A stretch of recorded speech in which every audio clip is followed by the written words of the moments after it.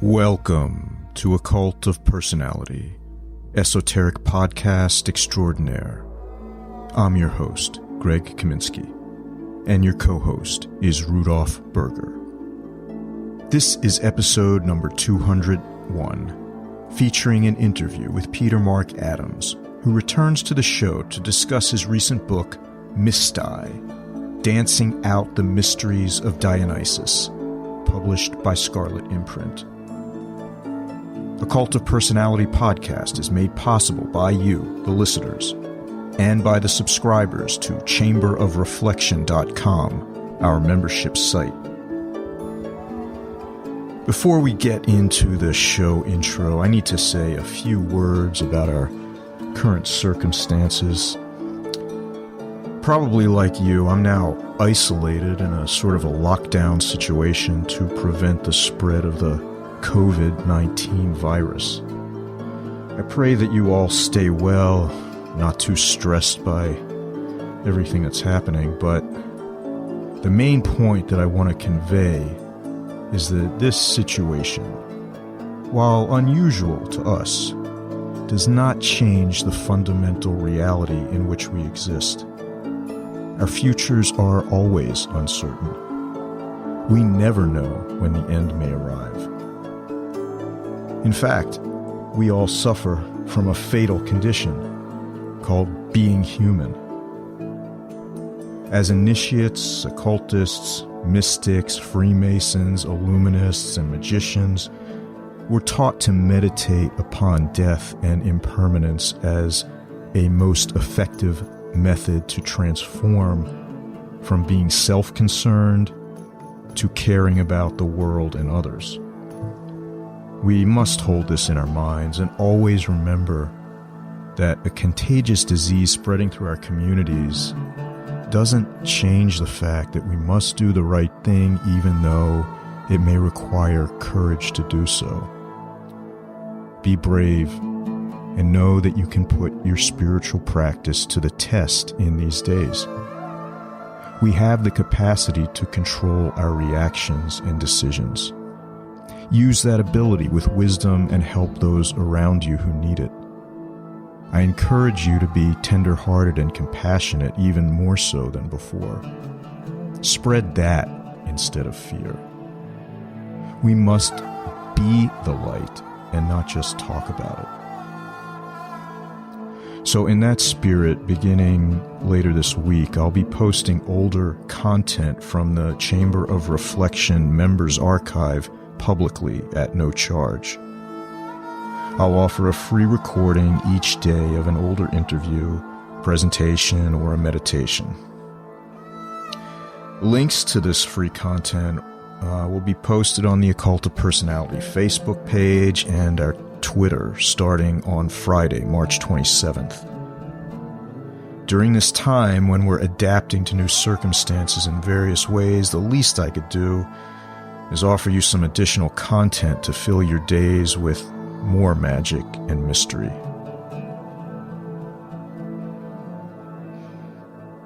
Now, in episode number 201, Peter Mark Adams returns to the show to discuss his wonderful book, Mystai. You can find Peter Mark Adams online at petermarkadams.com. Peter appeared on the show previously to talk about his book, The Game of Saturn. Peter Mark Adams is an author, esotericist, tarotist, and professional energy worker. He has been engaged in practical research in the fields of esotericism, energy, consciousness, and healing for over 45 years.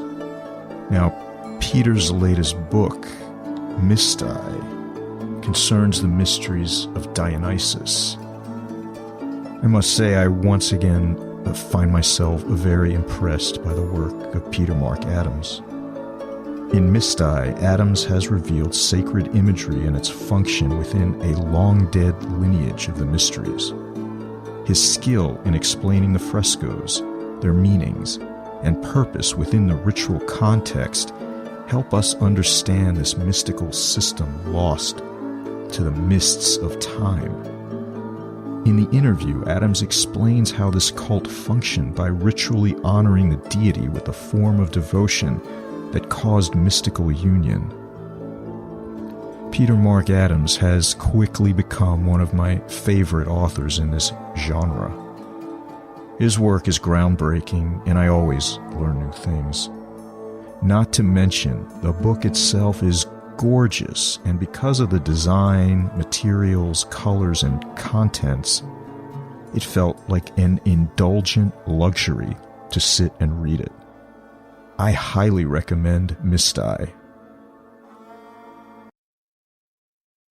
Peter Mark Adams, I want to welcome you back to Occult of Personality podcast. It's great to speak with you again, and I've been looking forward to talking with you on the occasion of your new book, Mystai, published by Scarlet Imprint. Really gorgeous volume, and the contents are no less beautiful than the physical book itself. So it's great to speak with you again. Hi, Greg. Wonderful to be back with you both. It's been a couple of years, so it's great to catch up. It's been over 2 years indeed, and I'm glad to be back also with Greg and with Peter again here. Okay. Yeah, it's wonderful. And just as an aside, I felt very strongly that Rudolf really needed to be present for this interview because I think there's many elements of this book and the story that it tells that really you needed to be here for. Thank you. Let's see how we get on there. Yeah. Right. So I guess to begin, Peter, why did you feel the need to do this project? Because I can see just from reading the book and looking at the images, and it seems like a tremendous project. Yeah, I mean, it's kind of been brewing for decades. The information about these frescoes from a, let's say, ritual perspective is very limited. It's like the subject has like slipped between different disciplines. So archaeology has had a huge bite of this, but increasingly their interests are in the preservation and conservation of frescoes. Art history seems to be more interested in stylistics than in the ritual process itself. And like classical philology is far more interested in literary sources for the imagery. So that we're left with this like core of what were these women actually doing? What kind of process were they enacting is not really addressed very directly, although it's recognized that they're engaged in an initiation into the mysteries of Dionysos. Okay. Now, the mysteries remain a mystery for most people. And it's certainly been a long-term subject of interest for myself. And I suppose like most of us who are interested in this topic, you go around all kinds of sources to try and focus in on what it was that made the mystery religions so extraordinary. We only have certain classical sources such as Plutarch's Cicero and Apuleius who talk about the outcome of the initiation process in terms of how it brought a much greater joy into life and a far greater sense of security in the face of death. And I think it's because of these first-hand reactions to mystery initiation that it's kind of caught the Western imagination, but has largely remained a closed door. It's almost as though the cultural resources of our language and of our outlook on life distance us from that primal experience that the mysteries were able to engage people in And they did so for 1,000 years. It was not a, so to speak, hit or miss matter. It was a consistent high level imparting of a high level of spiritual realization. And it's extraordinary that this could take place on such a systematic basis, since there is absolutely no institutional basis for this in Western culture as it stands right now. Mm. So I understand that, for some hundreds of years, certainly since the Enlightenment, this topic of the mysteries, often phrased in terms of the Egyptian mysteries, has been like a magnet for Western intellectual interest, but it's always still remained at some remove, almost slightly beyond the grasp of Western intellectual reach. So I put myself in the ranks of those people. I've always been fascinated by the mysteries, and I think it was probably the cleaning process in 2015 that they undertook with the Villa of the Mysteries in Pompeii that kind of brought it back into focus for many people. Because for the first time, we were able to make out details and to understand the depth of figuration and the beauty of the pigments used. So we have this extraordinary access to the frescoes in a form which they've not been seen in since they were painted in the 1st century BC.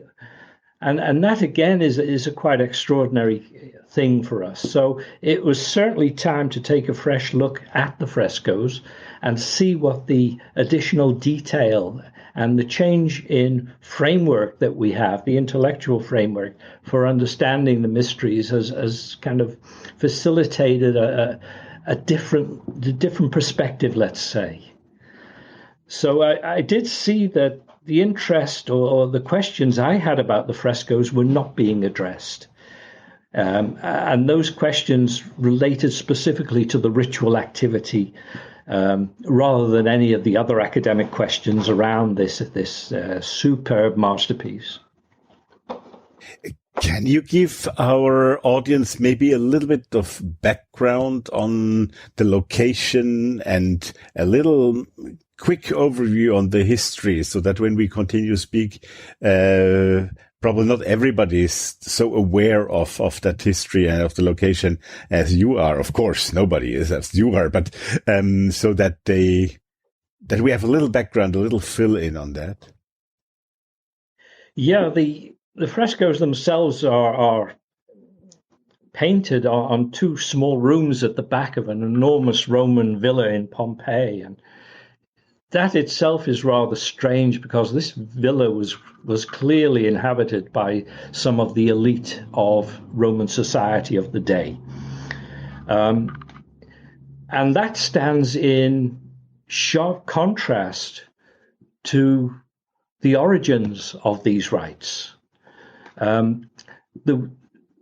While most people know about the great initiation rites performed at, say, Eleusis or Samothrace, where you had a substantial kind of monumental presence, buildings, priesthood, and a high level of integration in the case of Eleusis with the Athenian state. The mysteries of Dionysos stood in stark contrast to that, in as much as they appear to have no institutional framework or basis. There was no particular temple estate, for instance, where you would need to go to receive the initiations. Rather, they were carried out by itinerant practitioners who carried a lineage, an initiatory lineage, in their family. There was a kind of inherited and very free-flowing kind of initiation, grassroots in the most literal sense, and they seem to have continued in this form for centuries, if not millennia. without receiving any particular institutionalization. Certainly by the 4th and 3rd centuries BCE, we see the city-states increasingly concerned to start registering these practitioners, perhaps getting them to pay their taxes.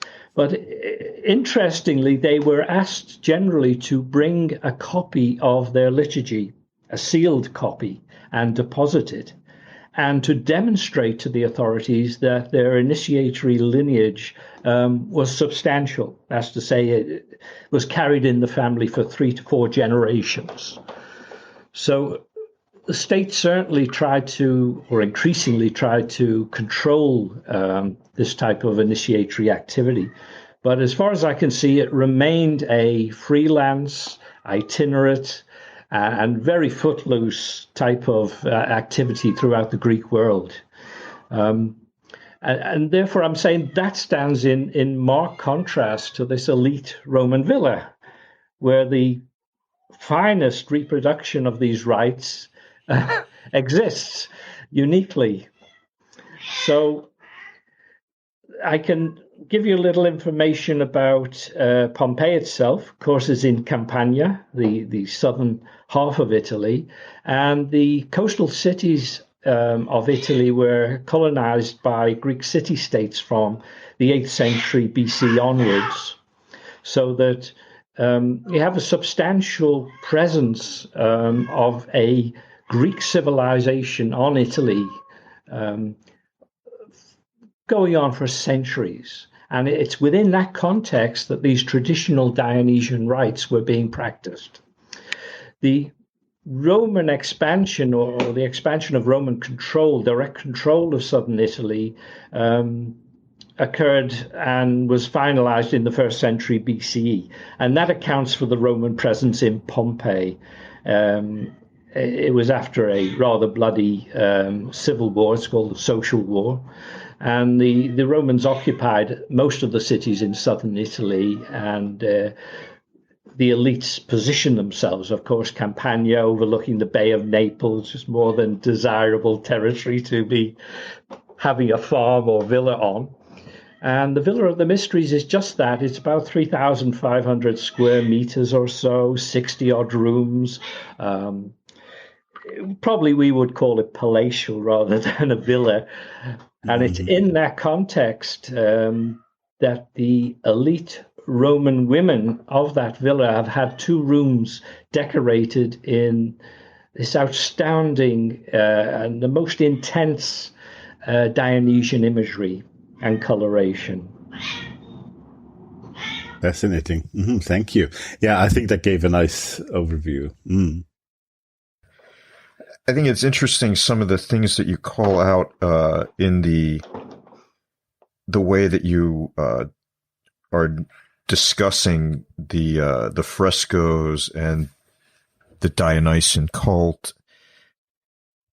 One of the things that really stood out to me is this idea that with our modern worldview, the way we think of reality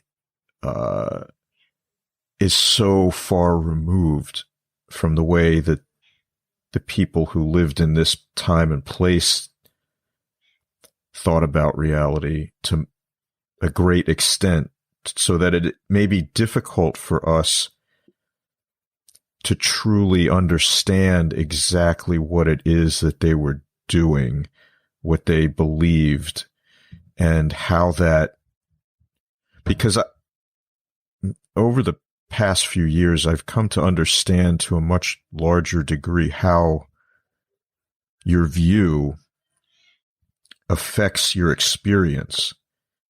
I mean, it really dictates the entirety of it. So, not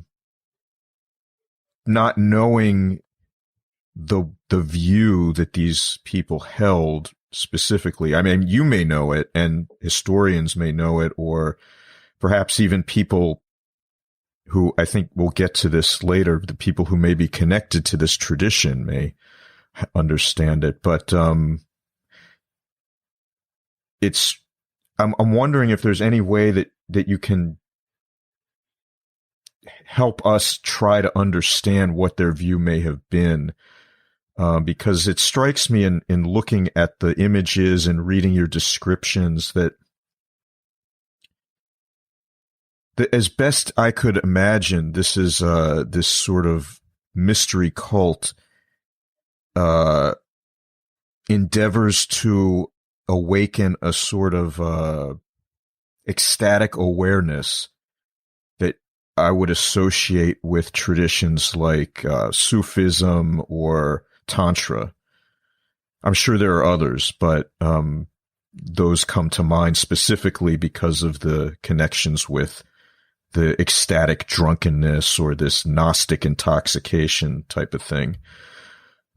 These sort of bliss wisdom states. So I'm just wondering is there any way that you can help us understand the view of these people and how we might better relate to their experience?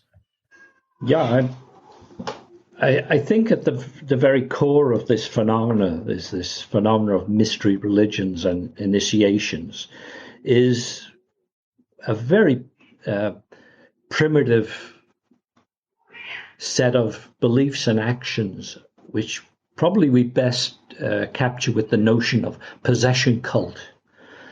And possession cults generally are like pervasive in human society. I think something like 99% historically of human societies and cultures have had possession cults. So that really is ethnographically the deep core of all the mystery initiations. And the possession cult means that the person opens themselves to the being possessed by an entity. And in the case of the mysteries, I understand that entity is a deity. So that also brings us to another ethnographic construction, Mircea Eliade's idea of the rites of higher initiation. I think he was the first one to frame this concept. Mm-hmm. Previously, most people have thought of these kind of rites as rites of passage, which they're definitely not rites of passage. You can contrast the two easily. Rites of passage are passed through by everybody within a social group. You can't not go through, and they change your social status. The higher rites of initiation, by and large, are only ever engaged in by a tiny percentage of any population. I'm talking about maybe 1 in 10. They are voluntary. They do not change your social status in any respect. They change the person in a fundamental way. Okay, so that's a second construct. I think the third construct that we need to try and grasp these rites is the notion of a spiritual hierarchy and of let's say, higher order beings. We're not talking about possession cults in the sense of demonic possession.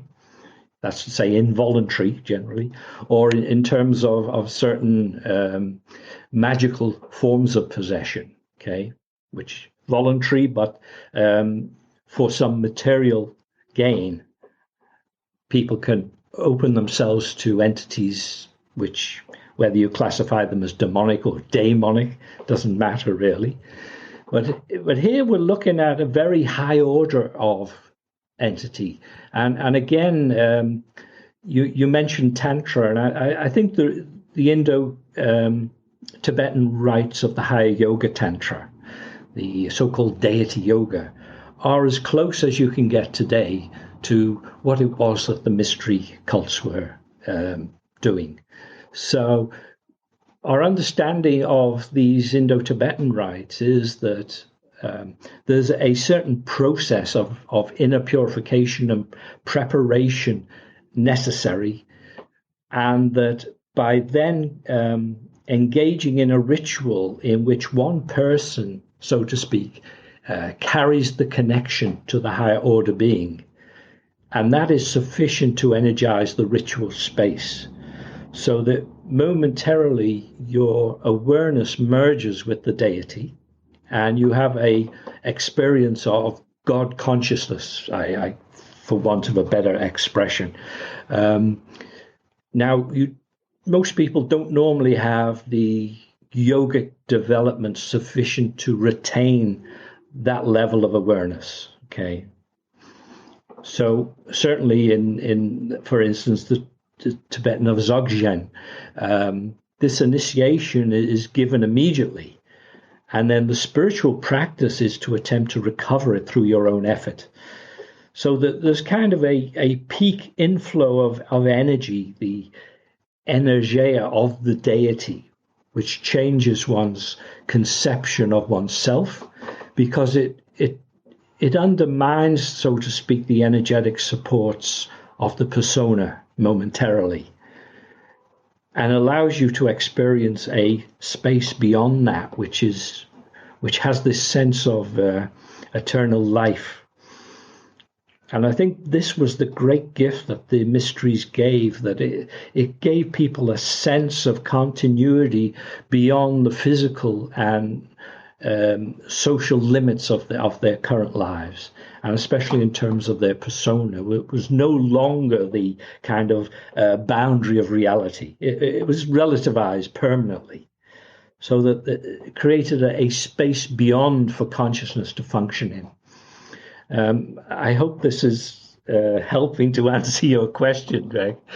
These are very difficult concepts, and they're doubly difficult in Western cultures that have abandoned most of the ideas in relation to higher order beings. Because without that, you don't have a functioning system. Okay. But this is not a theological position that I'm trying to put here. And at the end of the day, this is phenomenological. It's experiential knowledge. It's direct, embodied experience that the mysteries conveyed. They did not convey a body of knowledge. They were not, so to speak, discursive. And there's excellent framework put in place by Harvey Whitehouse, where he contrasts imagistic forms of religion with doctrinal. And again, in Western culture, we have, by and large, fallen into purely doctrinal systems of spiritual and religious culture. Yes. Okay? So that the immediate embodied personal experience of the divine has been sidelined. Instead of that, you have a hierarchy of priests who do the rituals for you, so to speak. You don't partake, you observe. So that has created a conceptual problem for most Westerners in dealing with mystery religions. And I think this concept of an imagistic form of spirituality is core to understanding the frescoes. Oh, absolutely. Because, okay. Thank you for that explanation. Yeah. Very, very brilliant. Do you see in the living Western tradition still today any that would come close, at least, to what you just explained? You said that today the yogic tantra tradition would be the one that actually is still the closest to that point of view, as you just explained. But is there any of the classical Western still existing traditions today that you would also name second after the yogic tantra, or isn't there anything left of that in the West? Very difficult question to answer, I think, Rudolf. I'd like to say that, in my understanding, we need to separate, let's say, mystical experiences from initiatory or initiation-driven experiences. Mm-hmm. Although you may want to argue that they both attain to the same states ultimately. That's fine. I mean, I don't dispute it. I don't know how you would prove that, but it sounds like a reasonable thing to believe. But certainly with the mystery cults, the existence of a lineage holder is absolutely central to their ability to operate. Right. And like parallel to that, therefore, the various mystical orders within the various Christianities and within the various Islams all have access to these higher states of awareness, but they're not all initiatory. Some may be, right. Some may be not. But it's the initiatory, a lineage holder who maintains a connection with a specific deity rather than some absolute deity. It's a specific, almost personhood or selfhood that they have the connection with, and they have a personal connection. I think that as well also is difficult for us to grasp in the West today, where our notion of Godhead, so to speak, has become very abstract. Mm-hmm. You know, we don't have that sense of a personal being overseeing and facilitating changes in consciousness. We just have a kind of abstract source, the one, or the Platonic good, which is a very abstract concept to aim at. Let's face it. It's sure. So, yeah. In a sense, the Dionysian rites, therefore, had a huge advantage, is that they didn't carry this doctrinal load. They allowed people to relate on an emotional basis to some aspect of the deity. And they had a cadre of people who carried and maintained a personal and direct relationship with the deity, sufficient to be able to bring those energies through. So it was kind of packaged in such a way that it could function within a society. So we're lacking that today. We have other forms of spiritual path, let's say, but they're incredibly difficult. Without a initiatory lineage to drive that initial transition of consciousness, you're really working to get anywhere. Right. You know, it's going to be very, very difficult. Yeah, certainly. Mm-hmm. Yeah, but still, thank you for that. Mm-hmm. I have so many questions that extend along very similar lines as this, but I feel like we owe it to you and the publishers to just talk about the book itself. I mean, this is a really gorgeous volume. Honestly, in just looking at it and holding it, it seems like totally museum worthy publication. Like, it's really, you've done the frescoes justice with this book, in my opinion. Yeah. I should say a few words about its construction, really. Please do. The text for this book was written in 6 months flat. Wow. And it changed very little thereafter. Our problem was that we could not obtain high-definition images of the frescoes. If you go to Pompeii and visit the rooms, you'll find that the lighting in there is very variable, and that it's incredibly difficult to get in with proper lighting and take the photographs yourself. You need a museum guard with you. You need to hire a lighting crew, and you know, it's a job, I can tell you. The museum there did have some high definition imagery of the frescoes, but they were quite dim. Whereas when you cast a bright light onto them, the colors are absolutely extraordinary. So Scarlet Imprint, I think, at the end of the day, had to turn to commercial imagery, and they had to piece it together to give a kind of seamless look and feel. For instance, the large center page opens out to give a kind of panorama of the room. Okay, so I think Peter Gray has done an incredible job in terms of putting together the commercial imagery in a form so that it looks like it's just all been filmed in one go, you know, in the room itself. Mm-hmm. So it's kind of sleight of hand a little, but it's worked very well. And that was the biggest problem, strangely.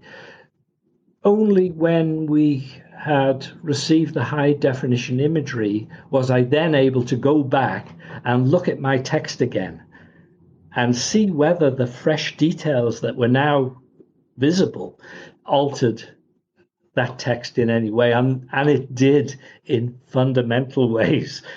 There was such fine details that were obscured in the imagery, all the imagery that's been taken up to now, that changed my perspective and forced me off onto new avenues of research. And so that we had a very late kind of copy editor interaction to try and absorb as much of this material into the like set text that we had without totally disturbing it. But at the end of the day, it was done. And I think Alcestis's design is absolutely superb. And as always, the production quality from Scarlet Imprint is excellent. Yeah. So it's fantastic team effort. I'd like to mention Paul Holman in that context. He was a copy editor. He's a joy to work with. But, you know, it worked at the end of the day. I was so happy with it. So happy with it. Yeah. I have to sing the praise of that as well. I'll have to double you, Greg, because I have it here in front of me. And I just, a few weeks ago, I did an interview with both Peter and Alcestis, actually, about the book as a magical object, you know. And I mean, this is really a holistic experience, this book. It's not just the imagery, it's not just the text, but it's the touch. It's when you touch the outside, the tissue, the cloth in which it is bound, the color of it. I mean, it is just one experience, and it's one of those rare examples of where you say, "Wow, this has, as a book, as an object, together with the content, really been quite an experience, I must say." Yeah, thank you. Yeah, I mean, I don't know. I mean, I can't speak for you, Peter, but I mean, I'm wondering, like, as an offering object to the deity, this would be a suitable offering, I think. Oh, yeah. Yeah, it's totally Dionysian, isn't it? You know, definitely. Yeah. You know, it's so rich. I don't know if you've seen the fine edition. No. That's extraordinary. Alcestis describes it as a Versace production, and it really, the coloration she has put into it is absolutely amazing. So, you know, that is like on another level. I bet. I can only imagine. Shall we go back to the mysteries? Yes. Do you have a question? Do you have a question? No, go ahead. Go ahead. Okay. There is a paragraph I just wanted to read and ask you to comment on. This is, I think it's Heterotopias in the Interstices of Initiatory Space. Page 77. And you write, in line with these ideas, we can describe the occluded, symbolically and aesthetically prepared space of theurgical and magical ritual as heterotopic, as a space that distorts, unsettles, and inverts the familiar. Not only are they illustrative of a symbolic or mythical narrative, the frescoes are intended to performatively shift awareness in the direction of the numinous realms to which the rites are directed. As such, they serve as metaphysical engines for the desired transformations.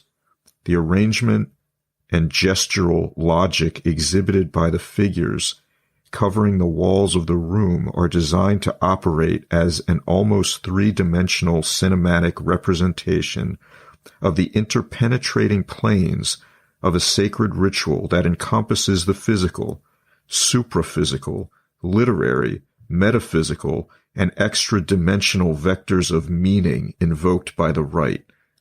That is a beautiful paragraph. I can't tell you. And I'm just wondering if you can tell us more about that. the thing that struck me about these rooms, not only are they at the very back of this enormous villa, they're kind of situated so that there's no direct path to them. You really have to like pass through the master bedroom, to get there. So they were in an area of the house that you could only access by direct invitation, that's for sure. And when we compare the imagery, for instance, the three women who are kind of blessing a herm lying in a container, their activity has been occluded. That's to say, if you know what they're doing, you can see. But if you're coming to it without that particular ritual in your mind, it's difficult to make out, because the herm lying in the container is kind of, it's so vaguely delineated. It could be anything. So there's a kind of play here between opening and closing, which I found very intriguing. Mm-hmm. So to say, if you're positioning these frescoes for ritual purposes in such a private part of your own villa, then why would you need to be so coy about what they're depicting? Okay. And the fresco, I mean, I've seen vases in which these particular rituals are clearly depicted, mm-hmm. So it wasn't the case that it couldn't be done. It has been done. So there's a certain discretion there. And yet, on the other hand, they took this second style of Roman wall painting and greatly expanded the center section, precisely so they could fit in these life-size figures. And again, this is, what function could this have? So I started thinking about the context in which the room would function. And I believe that there's two different contexts that we need to take account of. One is that when that room, because the rites were nocturnal, when that room is lit by flickering torches, and you have an intense ritual process being enacted within it, in which the initiate is there for the first time in that situation. You'll have incense, you'll have music, you'll have this flickering light of torches. The walls are going to take on a very different aspect than they have during daytime. They're going to be sharply delineated in some small sections and in complete obscurity in others. And as the torches flicker and people move, the frescoes would seem to be almost animated. Mm-hmm. Okay, so that was one sense in which I thought, okay, that's like the operational side of the room. The cinematic organization of the groups within the fresco cycle would enable them to look as though they were actually engaged in that ritual when a flickering light passes over them. So it's like selectively revealing and then obscuring what's going on. And it's all part of that disorientation. I mean, going into a room like that, when it's been prepared for ritual action of a very intense kind, the walls are going to affect your awareness. You're going to be in a very unfamiliar space in that sense, one in which the boundaries between live action and the frescoes become blurred. And I don't know, certainly it's one of the characteristics of strong ritual spaces is that they tend to distort your awareness anyway. Mm-hmm. So that your ability to, so to speak, focus in on and like feel grounded is like cut away from you. Yes. Okay. So it helps you in this process of discarding. It's like dropping the anchors by which you hold your awareness in day-to-day check.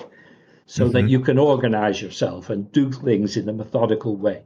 So the room help. That's why I describe it as heterotopic. It's designed to have this effect on a person. The other side of the obscurity in daytime, though, it could also be used as what I call a theater of memory, although that term didn't exist in the 1st century BC. The idea certainly did. And, you know, we know certain of the Roman houses were organized and used as theater of memory. In other words, you could take a very elaborate speech and then walk through and link key components of your discourse to specific rooms and statues within it. And I think they've taken this idea because the lack of a strong doctrinal element within the mysteries entails that they are vulnerable to disruption and disconnection. People die, they move away, and so on. So to provide a basis of continuity, it was kind of essential that they record a process from which you could recover the ritual. I believe that was also on their mind. This probably was not a problem for the itinerant initiators because they existed within their own family networks. But for the elite Romans who wished to conduct these rites, I think it was important that they document it. And I think that's why the room has this dual aspect. On the one hand, it's as I say, heterotopic. On the other side, it works as a theater of memory to anchor the ritual process. I don't know if that covers everything in that paragraph, Greg. But, well, yeah, it certainly it was. I appreciate that. Thank you. In the Chamber of Reflection, Peter Mark Adams, Rudolf, and I continue this wonderful interview. Listen to that exclusive recording at chamberofreflection.com or at our Patreon at patreon.com/occult of personality. And again, as a reminder that beginning this week, I'll be posting older content from the Chamber of Reflection archive publicly at no charge. During this time, I want to offer you some additional material to fill your days, again, with more magic and mystery. And I'd like to remind you that although you're able to listen to this podcast at no charge, it costs time and money to create, we ask you to support our efforts in the creation of future podcasts by joining the membership section at chamberofreflection.com or subscribing via Patreon at patreon.com/occult of personality. And if you're already supporting the show or have done so in the past, my heartfelt thanks, and I salute you. Thanks for listening, and until next time.